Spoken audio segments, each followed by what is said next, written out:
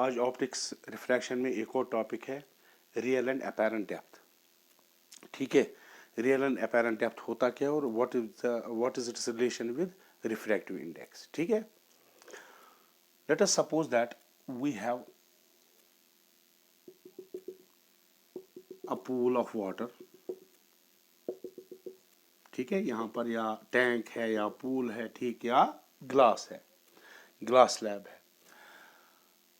Let us suppose that we have an object, this is bottom of this, we have an object O which is at the bottom of this tank or pool. Now let us suppose that ray of light coming from this object O, ठीक, and is normally incident on the interface between this water or this glass, at the interface between, let us say this medium is air and let us say this is water. ठीक है, now for normal incidence, what will be the angle of refraction? We know that according to Snell's law, sin I by sin R is equal to refractive index. चूंकि angle of incidence denser medium में है, so it will B refractive index water, refractive index of air with respect to water. Now, since for normal incidence angle I is equal to 0, ठीक है, क्योंकि angle of incidence 0 है, normal भी इसी direction में है, so sine I will be equal to 0. So sine 0 is equal to WNA, इसको cross multiply करो तो ये आएगा sine R. Now this can not be 0, this is 0, so this cannot be 0, which implies that sin R is equal to 0 or R is equal to 0. So angle of refraction will also be 0. So light will not be refracted, it will go straight into this. ये band deviate नहीं होगी, तो इस direction में चली जाएगी. Let us suppose that this point is A. Now a person sitting here will watch this object if ray of light passes through, reaches his eye. So let us suppose that ray of light coming from the object that is in the denser medium, incident at this point, let us say point B. मैं आई दूसरी जगह बनाऊंगा, यहाँ पर हम normal डालेंगे, यहाँ से रे ऑफ लाइट आ रही है, so it will bend away from the normal because it is coming from denser to rarer medium, so it will bend away from the normal. So यहाँ पर जो आई होगी वो इसको देखेगी, यानी जो भी पर्सन इसको ये देखेगा. This will be angle of refraction in rarer medium and our angle of incidence is in denser medium. Now ray of light ऐसे आएगी, उसको तो ऑब्जेक्ट ऐसे नहीं देखा जाएगा, वो उसको क्या लगेगा, क्योंकि light travels in straight line, उसको लगेगा कि ये जो ऑब्जेक्ट है यहां से आया है, ऑब्जेक्ट जो है वो इस पॉइंट से आ रहा है, यानी इसकी असल में वो इमेज पॉइंट दिखेगा.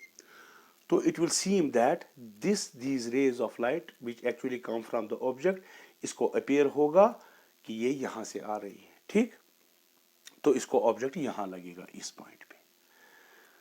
नाउ थोड़ा सा ज्योमेट्री देखिए, ये line parallel to this normal, so this angle will be equal to this angle, why alternate angle. यहां sine of angle of incidence denser medium है, ख्याल रखो.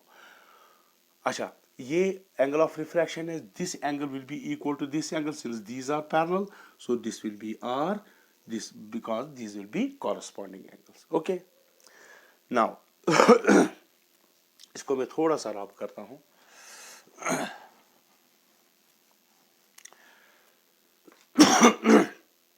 Now in triangle OBA, sine देखिए, इसमें I इन्वॉल्व है, ये वाला angle sine I will be perpendicular, that is this perpendicular AB. What is its hypotenuse? That is OB, perpendicular by hypotenuse. ठीक है, Let us say this is 1. Now, in triangle, अब ये वाला ले लो IBA या IAB, IBA, जरा इसमें कौन सा एंगल हमें निकलेगा? R वाला. Sine of R will be perpendicular, that is again AB.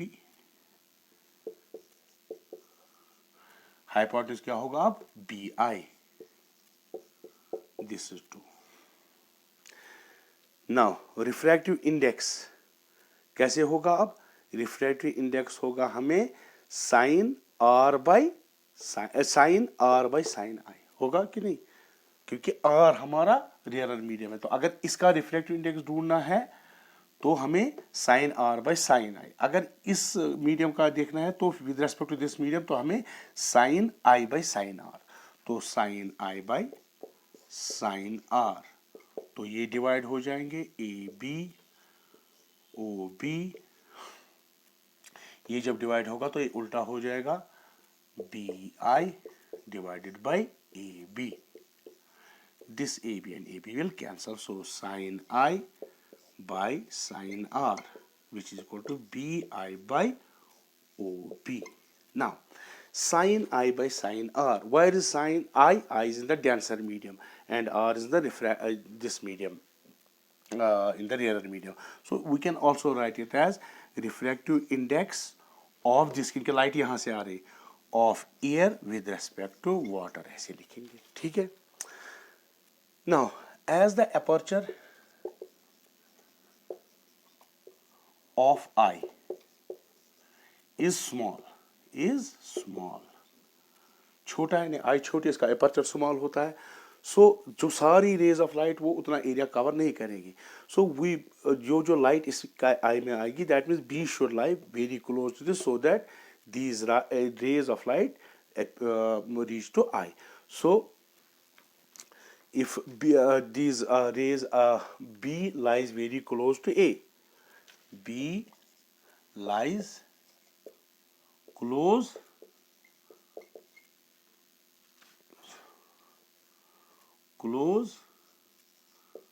to A, then what will happen? देखिए, अगर B close to A होगा, अगर मिसाल के तौर पर यहाँ B होगा, तो ये जो लाइन है OB, ये कहाँ पहुँचेगी? ये यहाँ पहुँचेगी, ये ऐसे यहाँ पहुँचेगी. तो B यहाँ पहुँच जाएगा. अगर नज़दीक होगा तो ये जो लाइन, इनमें डिफरेंस AO और OB के दरमियान ये कम रहेगी. That means OB will be approximately equal to OA. ठीक. सिमिलरली AI दिस, ये जो BI है, it will be approximately equal to AI, क्योंकि B क्लोज है तो इनके दरमियान कम डिफरेंस रहेगी. ठीक है. ये क्यों हो रहा है? Because aperture of I is small. So WNA, ठीक, ये होगा sine I by sine R. तो BI के बदले में क्या लिखेंगे हम? BI के बदले में लिखेंगे अब AI, इसके बदले में लिखेंगे AI. और OB के बदले में क्या लिखेंगे अब? OA. अब मुझे बताइए, ऑब्जेक्ट एक्चुअली कहाँ है? बॉटम पे, that is OA. What is that? It's the real depth. Actually object कहाँ था? ठीक. So OA is real depth. What is AI? AI is apparent depth, जो इसको लगता है कि ऑब्जेक्ट यहाँ पर है. So this is apparent depth, this is real depth. So अब हम ये sine I by sine R को ऐसे रखेंगे, तो यहाँ पर लिखूंगा मैं WNA, refractive index of water, refractive of air with respect to water. That is, क्या लिखूंगा मैं? AI, that is apparent depth.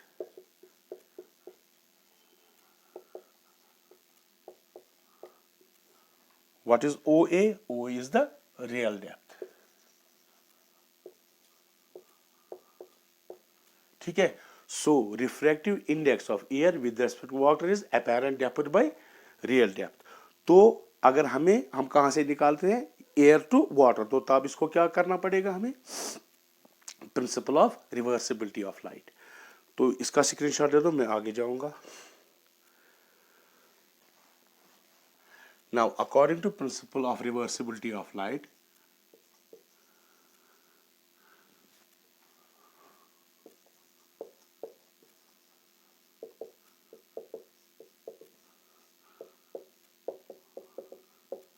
वो हमने इससे पहले वाले लेक्चर में पढ़ा था, दैट इज उससे क्या होगा, W N A into A N W is equal to 1, ठीक है, और A N W will be 1 by W N A, ठीक है। तो W N A reflective index of air with respect to water क्या निकला हमें, apparent depth by real depth. तो हम यहां पर लिखेंगे ए एन डब्ल्यू, तो यहाँ क्या बनेगा 1 बाई अपैरेंट, मैं शॉर्ट में लिखूंगा अपैरेंट डेप्थ, शॉर्ट में मैंने लिखा डिवाइड बाई रियल डेप्थ। तो ये ऊपर चला जाएगा A N W real depth divide by apparent depth, ठीक है। So real depth by apparent depth, ये रिफ्लेक्टिव इंडेक्स हम शॉर्ट में इसको एन भी लिख सकते हैं, ठीक है। सो रियल डेप्थ और अपैरेंट डेप्थ। अब रिफ्लेक्शन से क्या, ये एक और डेफिनेशन है रिफ्लेक्टिव इंडेक्स की, ठीक है ना, sine I by sine R एक डेफिनेशन है, ये दूसरी डेफिनेशन है, और एक और भी आगे आ जाएंगी। अब देखिए, ये जो यहाँ पर रिफ्रैक्शन की वजह से हमें जो ऑब्जेक्ट्स हैं, अगर किसी के नीचे, जैसे गिलास के नीचे हो, वाटर के नीचे हो, ऑयल के नीचे, हमें वो क्या लगते हैं कि जैसे रेज्ड हुए हैं, ऊपर ऊपर आए हैं। एक्चुअली जितने नीचे होते हैं हमें ऊपर लगते हैं कि आए हैं। This is because of the refraction of light, ठीक है। हो अगर नॉर्मली हमें देखेंगे, ठीक है ना, और स्टिल वो चीज़ होगा, वहाँ कोई डिस्टर्बेंस नहीं होगी, तो हमें क्या लगेगा, हमें उसकी रियल डेप्थ पता चलेगी अगर नॉर्मली हम देखेंगे उसको, ठीक है। सो इसका स्क्रीनशॉट ले लो। देखिए, रियल और अपैरेंट डेप्थ को समझने के लिए एक और हम न्यूमेरिकल करते हैं। Let us suppose that we have a glass slab whose edge is 15 centimetre, ये उसका 15 सेंटीमीटर है एज। इसमें एक ट्रैप हो गया है एयर बबल, यहां पर एयर बबल है, ठीक। अगर ये एयर बबल है, समझो ये गिलास स्लैब ने कोई मटेरियल है, हम बाद में देखेंगे ये कौन सा ये मटेरियल है। तो एयर बबल है यहाँ पर। जब हम इस फेस से उसको देखते हैं, फेस 1, तो हमें लगता है अपैरेंट डेप्थ इसकी 6 सेंटीमीटर है, ठीक, इस फेस से। तो अगर ये फेस 2 है, फेस सेकंड से अगर देखेंगे, इसकी हमें यहाँ से अगर देखेंगे तो इसकी अपैरेंट डेप्थ हमें 4 सेंटीमीटर लगती है। हमें बताना है कि भाई इसका रिफ्रैक्टिव इंडेक्स, जो मटेरियल है उसका रिफ्रैक्टिव इंडेक्स क्या है। मैंने बोला था गिलास ने हम मानते हैं कोई मटेरियल, अब रिफ्रैक्टिव इंडेक्स से पता चलेगा कि ये कौन सा मटेरियल है। तो जब केस 1, जब इस फेस से देखते हैं, let us suppose that its actual depth, ठीक है ना, actual depth is x centimetre, ठीक है। तो यहां कितना बचा, टोटल 15, तो ये बचा 15 माइनस x।